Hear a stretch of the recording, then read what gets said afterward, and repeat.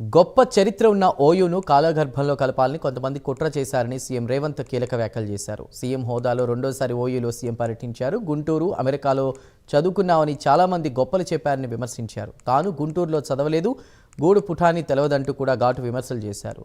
గత పాలకులు తొక్కిపెట్టిన తెలంగాణ గేయాన్ని రాష్ట్ర గేయంగా మార్చానని సీఎం రేవంత్ అన్నారు.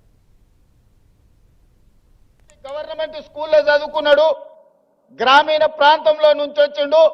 ఈయనకు పరిపాలన చేత కాదని ఒక్క విషయమైతే నేను చెప్పదలుచుకున్న, ఉస్మానియా ఆర్ట్స్ కళాశాల ముందు నుంచి నేను గుంటూరులో చదువుకోలేదు మిత్రులారా. నేను గుంటూరులో చదువుకోలే, గూడు పుటాని నాకు తెలియదు. నల్లమల్ల అడవుల్లో నుంచి వచ్చిన క్రూర మృగాలను చూసినను, సాధు జంతువులను చూసినను, పేదవాడి సమస్యలను చూసినను.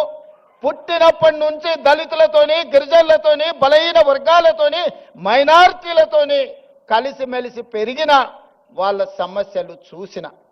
నాకు కొత్తగా అక్కర్లేదు. గుంటూరులో చదువుకున్న వాళ్ళకు పేదరికం చూడాలంటే మెర్సిడీస్ బెంజ్ కారుల్లో పోయి ఎక్స్కర్షన్ లాగా, ఓహో పేదరికం ఇట్లుంటుందా, మీ భూమి మీ మట్టి అట్లుంటుందా, మీకు చిరిగిపోయిన బట్టలు ఇట్లుంటాయా, మేము ఎప్పుడు చూడలేదని వాళ్ళకు పేదరికం ఇట్లుంటుందని ఒక ఎక్స్కర్షన్ లాగా ఉండొచ్చు.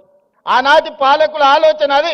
ఇతర దేశాలకు వెళ్ళి వచ్చినామని చెప్పుకునే వాళ్ళు మేము గుంటూరులో చదువుకున్నాం, మేము పూనాలో చదువుకున్నాం, మేము అమెరికాలో చదువుకున్నామని ఉపన్యాసాలు ఇవ్వడం ద్వారా సమాజానికి ఏం చెప్పదలుచుకున్నారో నాకు తెలియదు.